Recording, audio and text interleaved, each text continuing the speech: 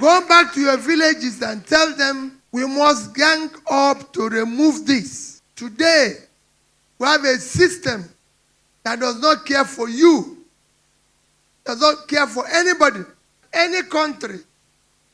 Those in government are richer than those in business. Is producing poverty.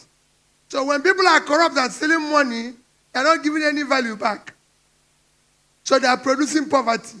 People say to me, oh, you said you're going to devalue the currency or do this. I say, well, listen, in an organized manner. Because if you remove the illicit money and the criminal money around, you will be able to get the value at the right space. But because everybody is stealing, pursuing the same dollar, nobody knows the rate. If I have stolen 1 million naira and I go to buy dollar, will I think about the rate? No. They remove fuel subsidy. They say, oh, Peter, I will remove it. But I said consistently that I first remove the criminality in the subsidy. Because if you remove the criminality, today fuel would have between 500, 600, and dollar have no reason to be above 1,000. And from there, when you start production, it starts coming down. It's a simple thing. It has happened in Angola. It has happened in Angola. It's actually happening in Ghana now. If you follow Ghana, by December, their money was 14 plus something to the dollar. Today it's about 10 something. Because they have now beginning to see a transparent government. That's how exchange is. It's confidence. But when you have illicit money, stolen money, chasing it, it will not work. And that's what we want to dismantle. We now have a system that is totally unproductive. I was telling somebody in a car, we were driving to Kafanchan, I said, to tell you how, whether this country is producing anything or not, let's mark the number of trailers we pass on the road. Ask Tanko them. We didn't pass any trailer. I said, so, you don't have rail. The trailers are not passing carrying goods. That shows an unproductive country. Because every other country, you see trucks carrying goods. But we didn't meet truck carrying goods. We didn't see rail carrying goods. They built rail. When people say colonial masters, I disagree.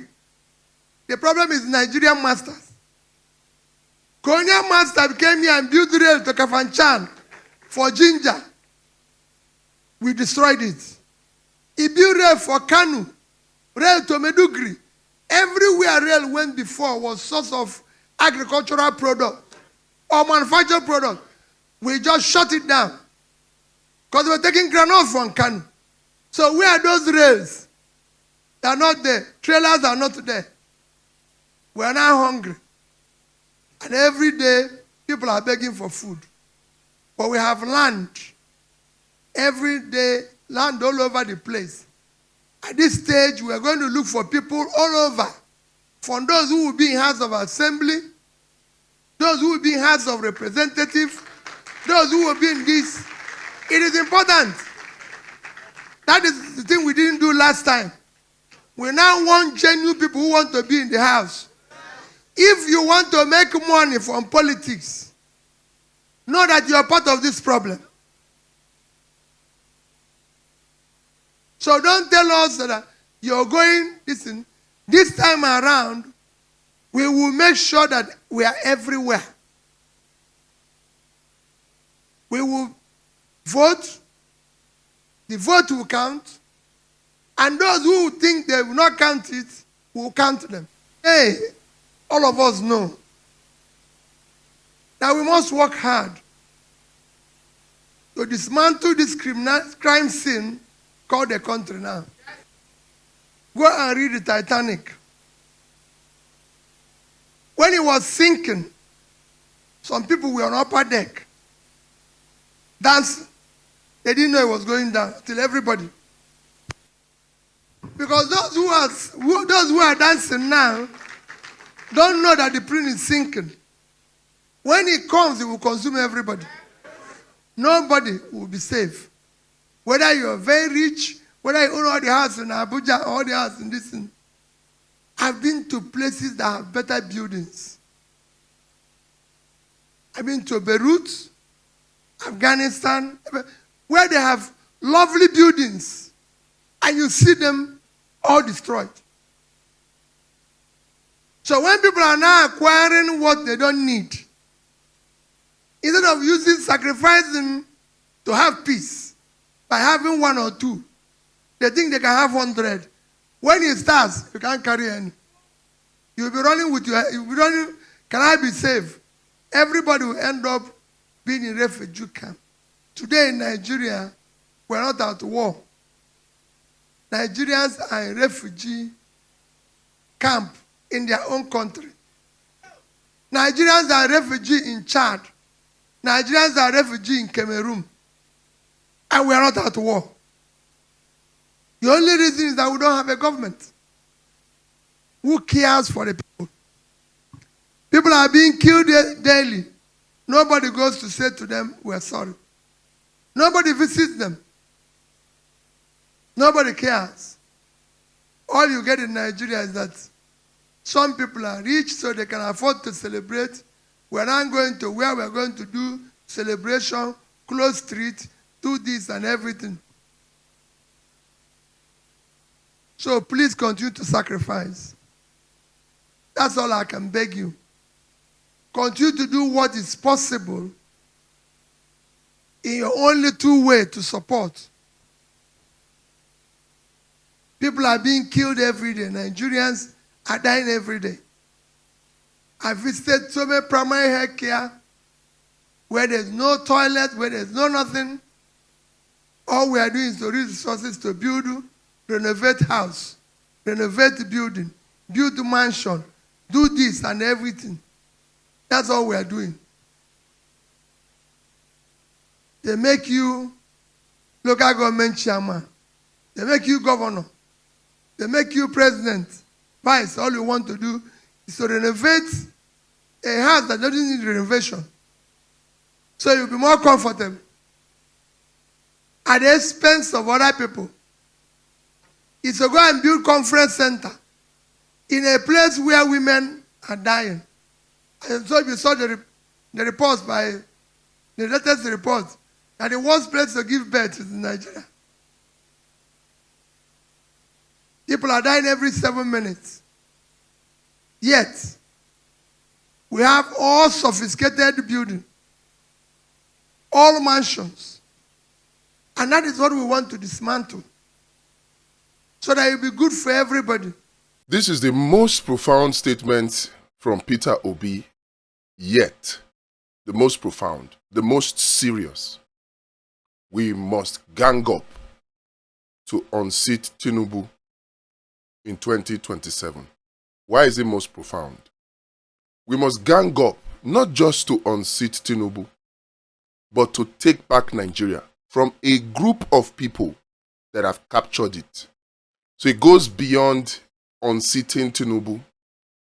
We must unseat Tinubu, unseat Akpabio, unseat Tajuddin Abbas, unseat all the people that are currently in the National Assembly, unseat the state governors, including the ones that are ganging up and decamping into the APC to support Tinubu.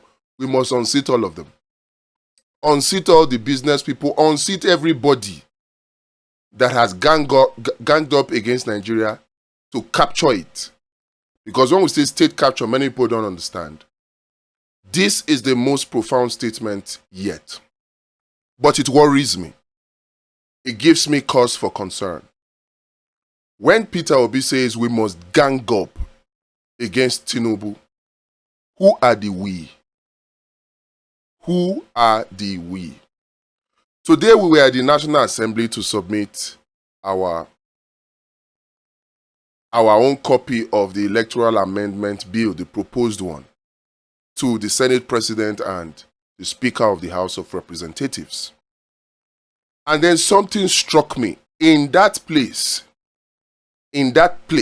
something struck me that will make it very, very difficult for us to gang up to unseat Tinubu, something happened. Remember, I said very difficult, but not impossible. It dawned on me that there are two categories of people in that National Assembly, and in Nigeria by extension. There's a category of people that know nothing but enjoyment. All they know in their life is how to enjoy, how to chop. A group of people like that. And they are the leaders and people connected or closely connected to the leaders. People like the Makpabio, people like them Tajuddin Abbas. You go to their offices, you see people who work for them, people who are close to them, people who come around them. These people, they know nothing but enjoyment. The only thing they know is how to enjoy. Then there is another group of people, a group of people who are suffering. You see them, it is obvious that they are suffering. But they are hanging around this first set of people, hoping to get crumbs from this first set of people. Meanwhile, this first set of people are the same people who are responsible for making Nigeria the way it is. So they are. But this second group of people, they don't mind, they don't care. All they are doing is hanging around, hoping that they will get crumbs from the table of this first set of people. Now here is the problem. This first set of people, the greedy ones, they are not looking to share with anybody.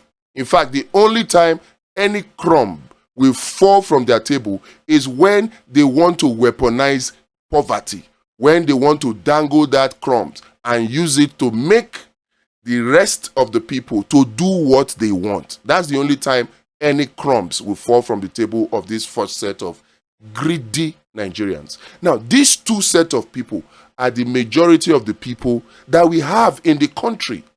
So when Peter Obi comes to say we must gang up, it becomes very important to ask the question, who are the we? Who are the we? Mind you, it is not possible for us to have the opportunity to unseat Tinubu if there is no free and fair election. If you think there is a way for that to happen, let me know. There is no way we can gang up to unseat Tinubu in 2027 to take back Nigeria from Tinubu and his gang. There is no way we'll do that without free and fair elections. So when Peter Obi comes out to say we must gang up to unseat Tinubu, the first thing that comes to my mind is we must gang up for electoral reforms. We must gang up to make sure that we have an electoral amendment. That is the starting point. But here is the problem. Who are the we? Who are the we? Where are the we? Because the most important thing right now that will pave the way for us to have the opportunity to unseat Tinubu in 2027, the most important thing, nobody is talking about it. Who are the we? Is it the traditional rulers or the traditional leaders? Which traditional leaders have you heard talking about electoral reforms? If you have, please let me know. Whether it is first class traditional ruler, second class or third class or any class, which traditional ruler? And these traditional rulers, mind you, they have access to Tinubu, they have access to Akpabio, they have access to Mahmoud and INEC. But how many of them have you heard talking about electoral reform? From the Oni of Ife, that is always on pilgrimage to wherever Tinubu is, to the Sultan of Sokoto, to the Emir of Kano. Well, the Emir of Kano, I can excuse him because that man's eyes have seen shege from speaking truth to power. But then he can still speak a little.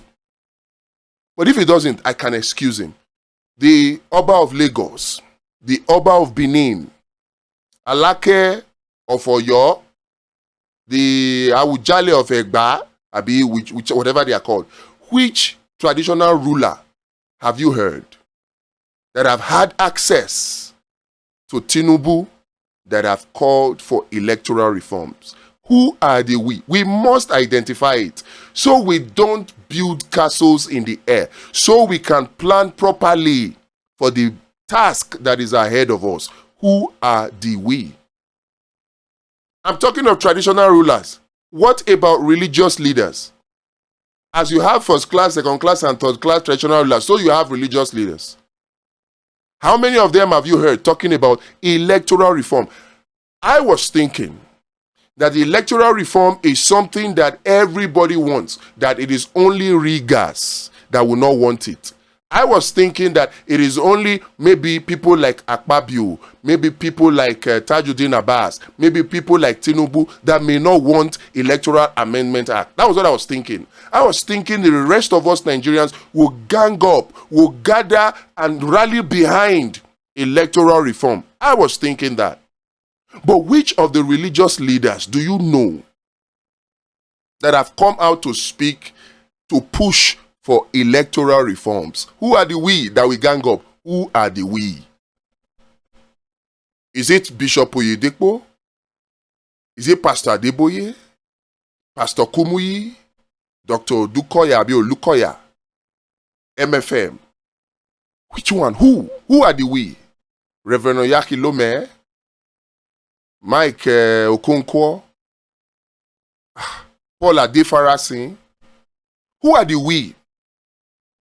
All the noise that we made about Paul Adefarasin in his Range Rover and whether he was holding a gun or he was not holding a gun, and then he comes out to give a speech, and then we now go back and be all of those are energies that could have been channeled to calling for electoral reforms.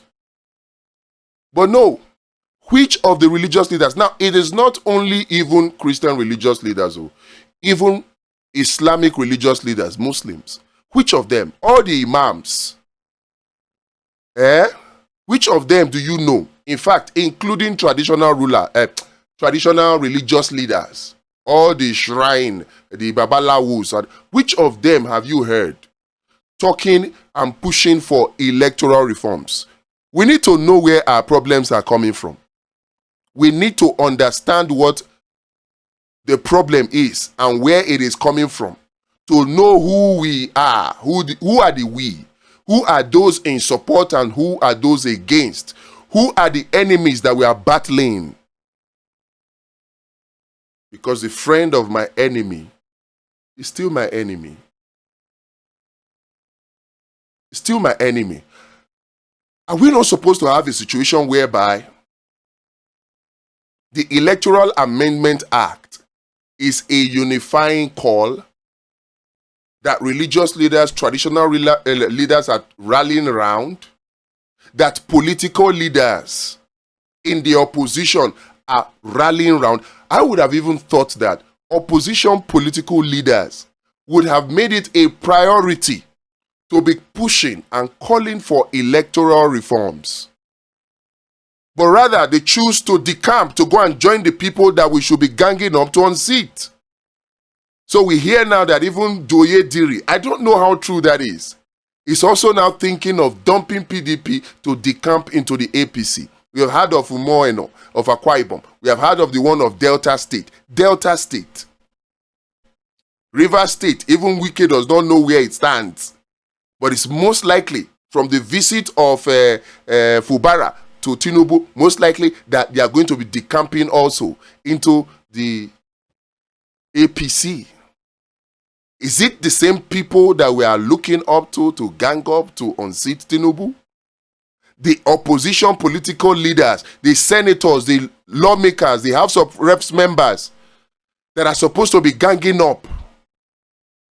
They're not even talking about it. Who are they? I have not heard Ireti Kingebe, aside from the audience, quote and unquote, that she gave to Randy Peters.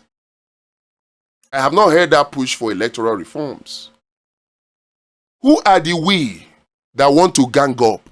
Where you have traditional rulers, traditional leaders, you have religious leaders, you have even political leaders that are supposed to be ganging up. They are not ganging up. They are quiet, as if electoral reforms is a cancer. We are even talking about religious leaders, traditional leaders, political leaders. Those ones, I can't even still understand them. What about our entertainment leaders? Our so-called celebrities? Why are they not speaking up to push for electoral reforms? When it comes to the issue of, Adefarasin, you will now see their voice. The other day, Davido was in Atlanta, far away Atlanta. And then he was talking about, Nigeria is in a bad shape. And people lambasted him.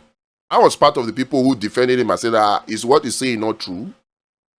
Now, the same Davido, fast forward a few years later, has the opportunity to speak with the president. Guess what? Did he mention electoral reforms? These are celebrities. Which of them are talking openly about electoral reforms? We need to know, who are the we? Your comedians, your, what is it called? Your music artists, your movie artists or actors and actresses. Who are the we? The entertainers, so-called celebrities. How many of them are talking about electoral reforms? How many of them are throwing their weight behind electoral reforms? I honestly, I feel very, very sorry for people like Randy Peters. Because the young man is just running around everywhere using his house rent. Using his house rent to pursue electoral reforms. Submit petition here, submit petition there. It's not an easy task. I know because I've tried it. And rather than have people support him, we're not seeing it. I would have even expected that by now you will have ordinary Ahmed Issa, you will have very dark man, you will have all the major people pushing for it vigorously. I would have expected that, but is that what we are seeing?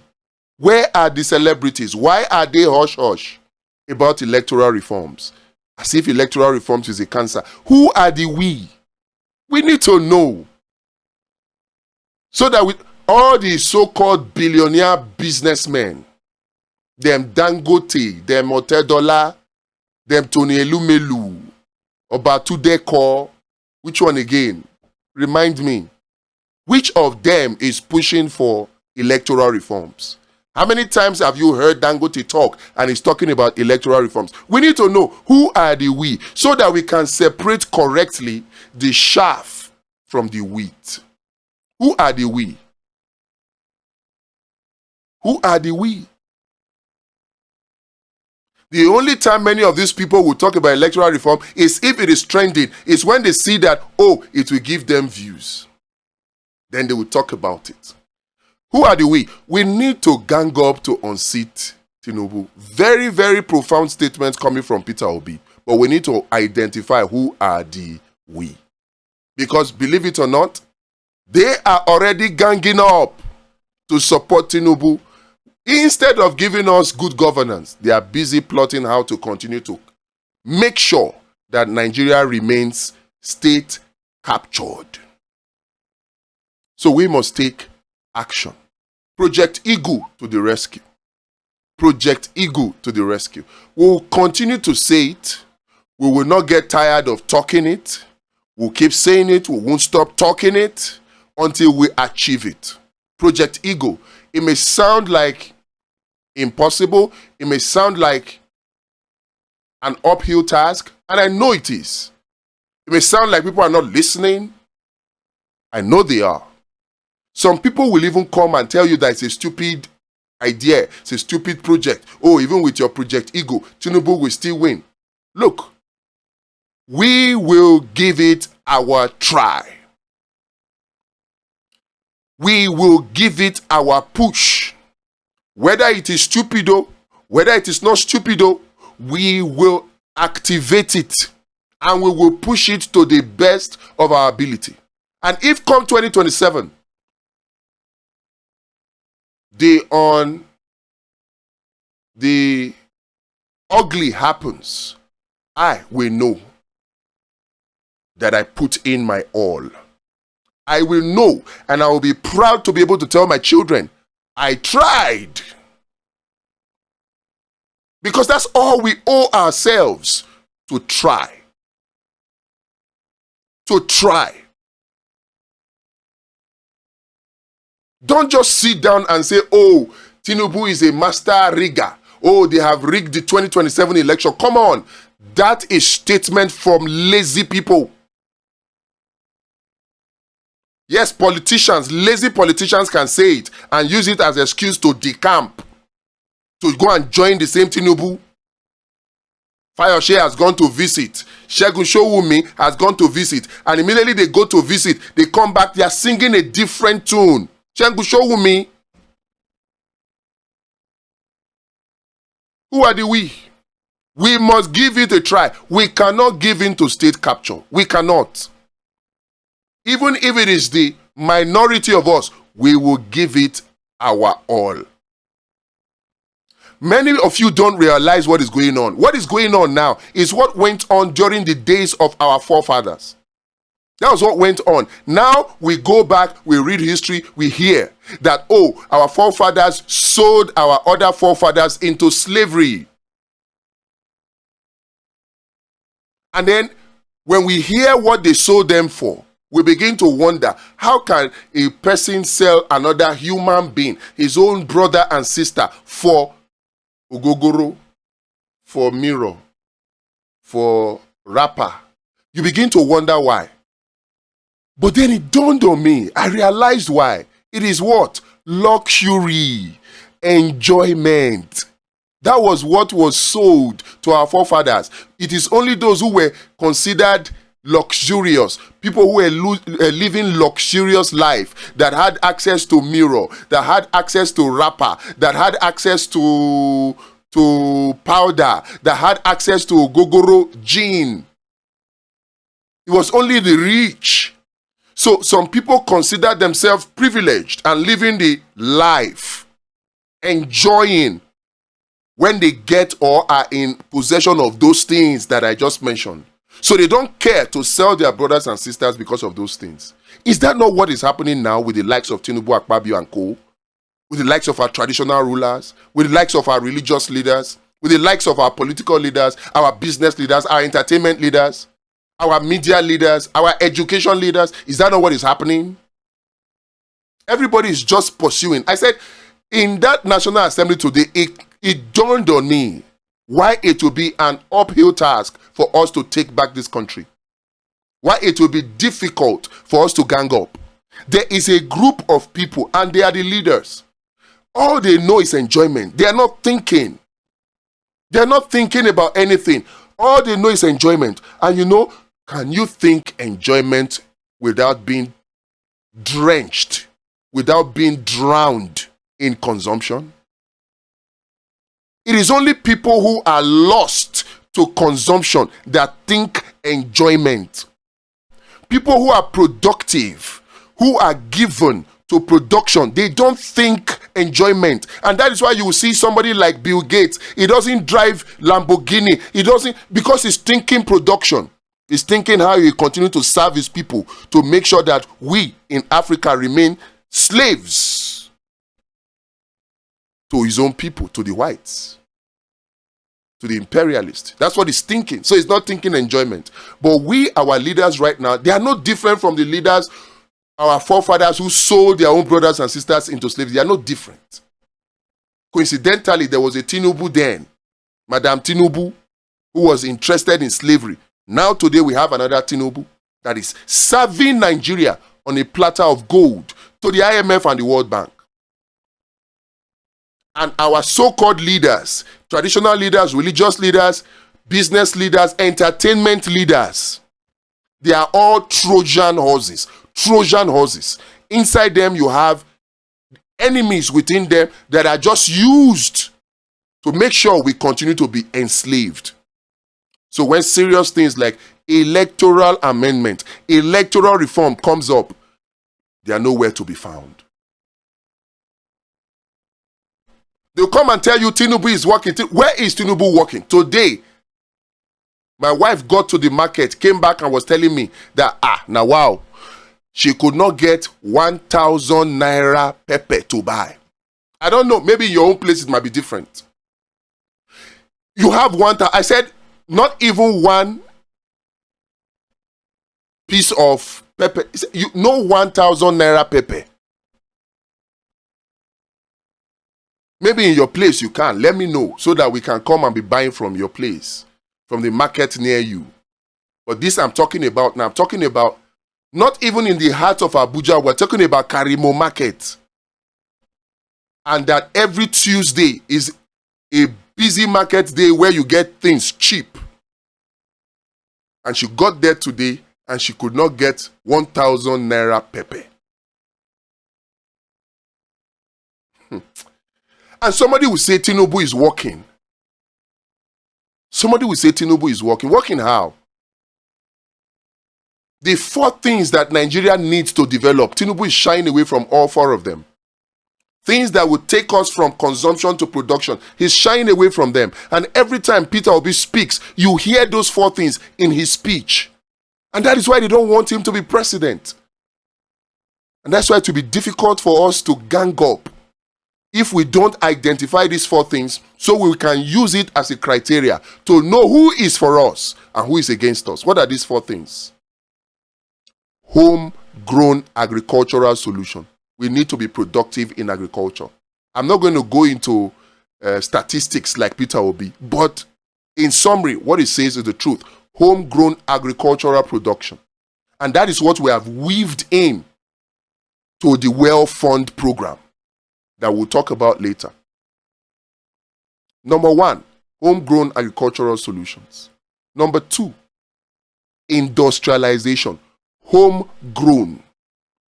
If we cannot get homegrown, we go and get technology transfer. If we don't have an active steel industry where we make our own steel here in Nigeria, we are still slaves. So any serious government will make steel production number 1 priority. Japan, that does not have a single iron ore, is a world leader in steel production. There is no country that is truly independent that does not have an active steel industry. But Tinubu is not looking at that. Homegrown agriculture, 0. Steel production, 0. We're not talking about steel where the same Onyibo will come and set up factory here and give us the ingots, and then we now use the ingots to stretch into things, and then we say we are producing. No. No. Our own, we must make the base material here. Software technology. Software. Everything we do, from AI to anything, we are dependent. If they shut us out from their software, from their applications, we are doomed. Shut us off from YouTube, we are doomed. TikTok, we are doomed. Just name it. Every country in the world, the government takes active steps. It's a policy. And that is why sometimes when they say they go to NIPS, National Institute of Policy and Strategic Studies, NIPS, and they come out and they call them distinguished, I wonder, what is distinguished about you when simple policy to make sure that Nigeria is truly independent, the whole of you bunch in that place, you're not thinking and talking and acting on it. You're not. Because if you were, we will see it from our homegrown agricultural solution, homegrown steel manufacturing production. Yes? We'll see it from software. America already did ChatGPT. America already did Bing AI. America already did all manner. But China still went to do their DeepSeek, still went to do their Kong or whatever it is. They still went to do it. But we will just sit down. We have leaders that are not even thinking on behalf of the people to say, okay, fine. If they have their own AI, how can we have our own AI? India is having their own AI, government-backed. The same thing with Russia. Every country that wants to be truly independent, they are doing it. But our leaders are not thinking in that direction.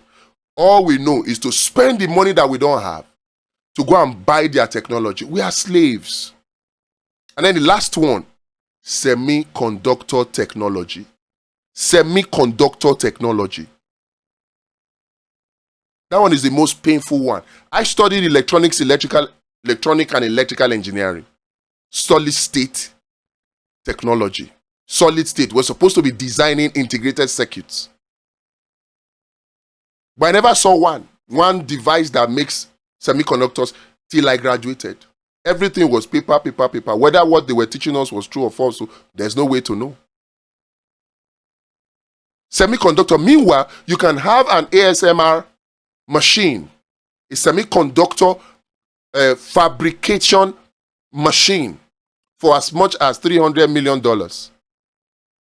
If Dangote alone decided he could, the way Jack Ma would do with his China, they will come and build their own AI.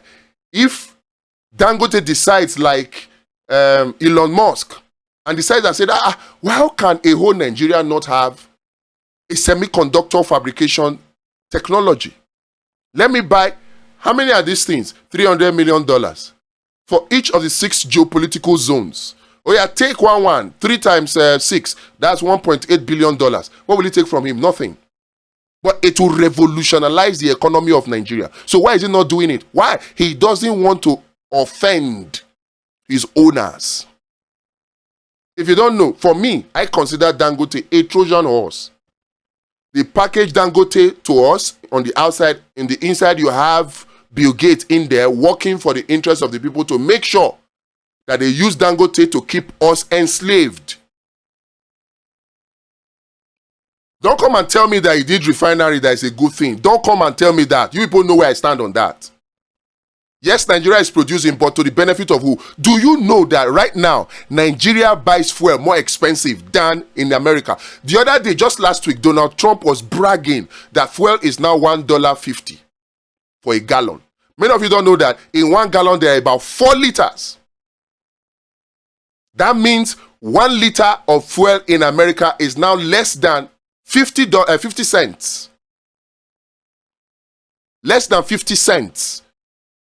Meanwhile, convert our own is greater than 50 cents. So we in Nigeria, with Dangote that has a 650,000 barrels per day capacity, from which we are supposed to be enjoying economies of scale. Economies of scale, which means that the bigger your refining capacity, the cheaper the cost of production of your fuel. In fact, the newer your refinery, the cheaper the cost of production. That's how it is everywhere. So if Dangote has a 650,000 barrels per day capacity, refining capacity, and a new one, the efficiency should be higher, so the cost should be cheaper. So we should be buying fuel cheaper than America. But no, we have a Dangote that is packaged to us inside a Trojan horse, that you have people like Bill Gates that we are giving awards, celebrating our oppressors. And all they are doing is making sure that we remain slaves to them. We need to understand who are the we. Who are the we? Until we do that, we cannot move forward. For me, this is the ultimate test. Are you in support of electoral reform? If yes, you are part of us. If no, you are against us. Simple and end of discussion. But mind you, whether or not you guys pass the Electoral Act, we have 6 other steps, action steps, that make up the 7 action steps of Project Eagle. Those ones do not depend on you.